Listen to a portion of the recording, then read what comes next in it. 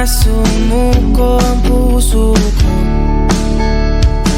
sa paulit-ulit na pagkakataon na nasaktan na bigo. Mukhang delikado na naman ako. Bakit ba kinikilig na naman ako? Pero ngayon ay parang kakaiba. Pag nakatingin sa iyong mata, ang mundo ay kalma.